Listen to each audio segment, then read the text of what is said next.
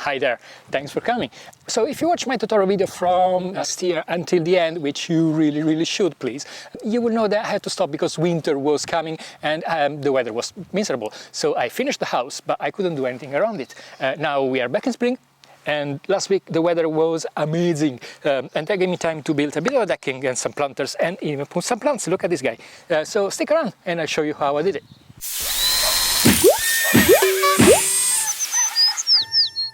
So if you saw my previous video, you may notice that in the meantime I had a new tarp laid down and it's still in pristine condition, so I hope I won't mess it up while I start this new build.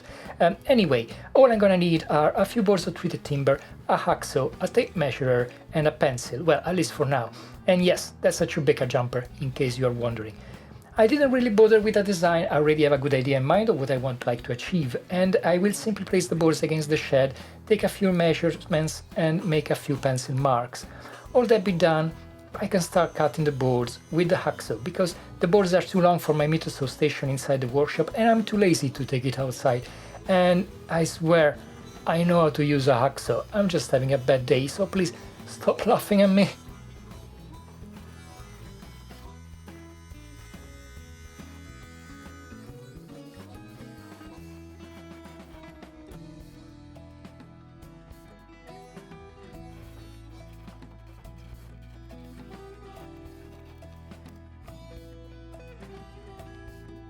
See, that didn't take long at all. Believe it or not, I managed to cut not only that piece, but a lot more, and now it's time for a quick pre-assembly, making a great show of my two-fingered monkey dexterity.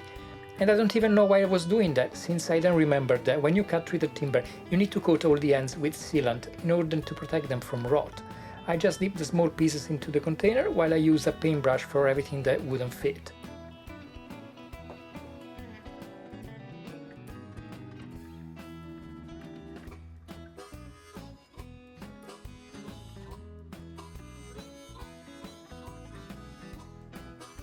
And before you know it, once everything was dry, or almost, I can finally go back to the assembling, driving pilot holes, driving screws in it, retrieving the bit that got stuck in it, then walk all the way to the other end of the garden to retrieve the rest of the screws, and finally completing the job.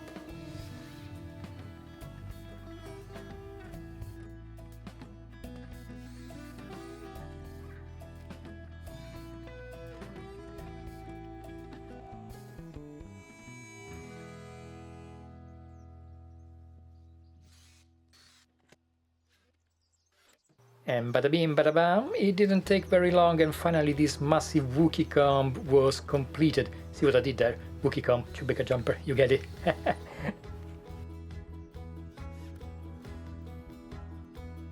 And with the very first of many displays of brute force, I can then park the pace in front of the shed, put it in the right position, give it a nice kick of approval, and carry on with the front boards. At this particular point, I have not chosen the final design just yet, so I'm trying a few different angles while I'm fighting against gravity, just to see what looks better until I'm happy. And I decided in the end for a bit of a wonky angle, because from a distance it gives it a sense of force perspective and makes it look slightly bigger. And I was so happy with my choice that I decided to pack up my tools and go out for lunch, leaving the camera recording so you can enjoy the most boring time-lapse of the whole of YouTube. But wait for it, something big is about to happen. Whoa, that's a cloud. Well, fair enough. Back to business now. This is a bit of engineering I'm really proud of, because I came up with it by myself. I didn't Google it, I promise. I have some negative angles and I would have to drive the screws from the wet side, so from the inside of the planter, and I don't really like the idea. So instead I grabbed some 3x2, cut a notch in a few bits and created these brackets that allow me to screw the boards together from the dry side.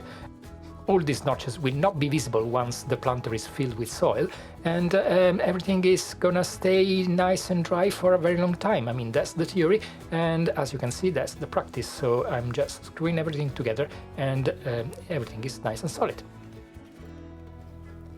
I also have a few corners that are not 90 degrees, and that leaves a little bit of a gap. Now, I could miter those boards so they fit perfectly together, but it's a lot of work, and honestly, I don't think it's worth it. So what I'm doing instead is mark some tabs that I will screw from the outside on the inside, and that will keep the corner together. This will make them last a lot longer, and they won't be visible as well because they will be buried under the chippings.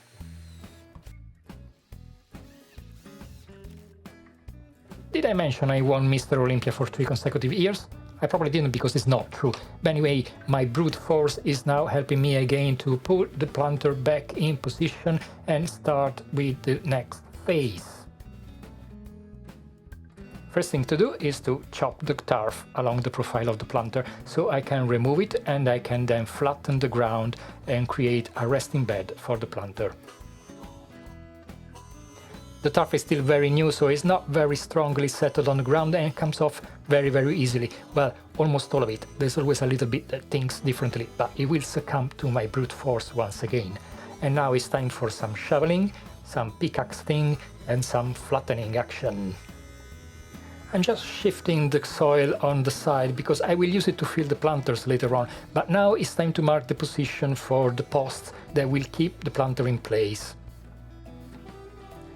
Once I mark the position of all of them, it's time to remove the planter once again and start digging some proper holes for the posts. And this is the next physics lesson that I learned over the years and never put to practice enough to actually be sure that it works, but I'm still doing it. So I've been told that most of the rot on posts happens at the line where the ground meets the air, because there's stagnant water there that will eventually seep into the fibers and break the post. So if you mask that line with a bit of a membrane and you let the water drip down into the ground, that will preserve them for a very long time. So all you need to do is put some gravel on the bottom where the post is going to rest, and I will also put some gravel all around the perimeter, so the whole planter is actually not sitting directly on the ground but on a thin layer of fine gravel. And once again I put the planter in position without harming myself. As you can see, because I'm on a bit of a slope, one of the corners is lifted from the ground quite by a bit, but I'll take care of that later. And for the time being, I'm just gonna flatten the planter as much as I can, tapping it into the gravel. In those points where it's actually not sitting on the ground but is lifted, I'm just using a few pieces of broken tiles to wedge it up, and that will be perfectly strong enough to support it for the time being.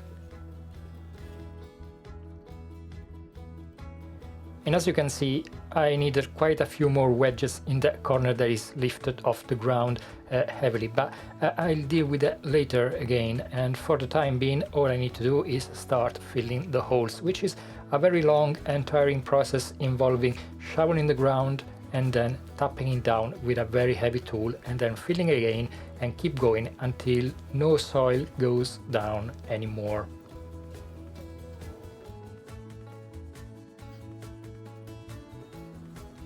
In the portion where the decking is going to be, I really don't want plants to start growing in between the boards, and for this reason I'm laying a piece of a membrane and I will just hold it down with a bit of gravel. And I'm doing the very same thing in the corner that is lifted off the ground, but for a very different reason. I want to create a retaining pocket that will prevent the soil from seeping out of the planter underneath it. And to complete the corner, all I need to do is lift the turf and use some of the soil that I dug out earlier to fill up the slope and create a seamless join. I suppose this is exactly what you call swiping the dirt under the carpet, very literally. And there you go, just a quick flip of the turf and no one will ever know that something's been done there.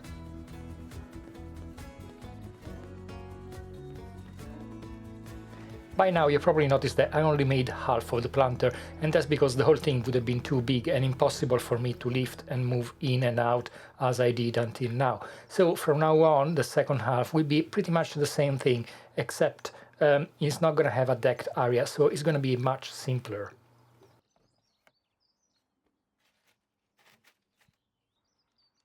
Of course, once it was fully assembled, it didn't want to sit in the correct position, and it took me quite a lot of struggle and a lot of persuasion to get it to sit where I wanted, but eventually it did go in place, and all I had to do was screw it from the decked area, so the head of the screws again will be in the dry side of the planter.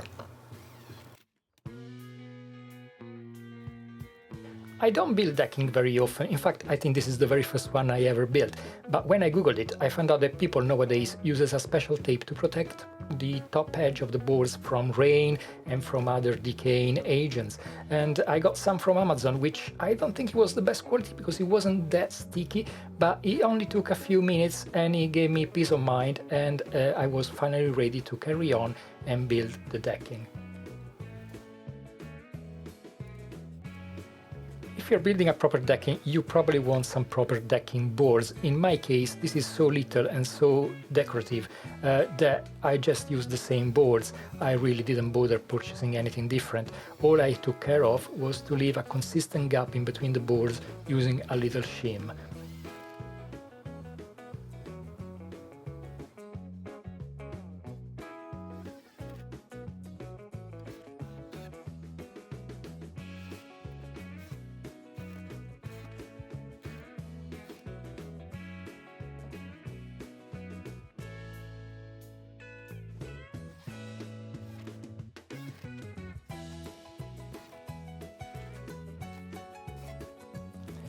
And after my happy dance, it's time to fill the planters. Now, I'm no gardener. I decided to use the turf that I removed to actually fill up the planters a little bit. I don't think that was a good choice, but I'm hoping that the topsoil I'm putting on top of it will be enough for the plants to thrive. And, well, we'll see how it goes. I will confess, I did forget to film when I was painting the planter, but I don't think you missed that much anyway. Now I do have my plans. I'm trying a few ideas in terms of layout, and I also find a good spot for this old roller that had been laying in my garden for a long time, and I think looks right at home in this pot. This is the stage where I regret using the turf to fill the planters, because digging holes into it was a proper struggle, but it was done, and after a generous watering, it was time to cover the whole thing with landscape bar chippings.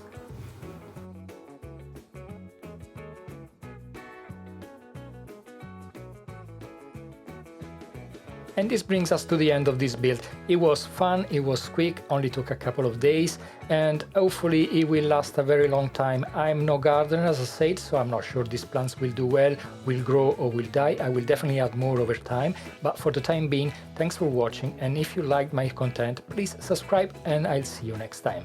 Thank you, bye!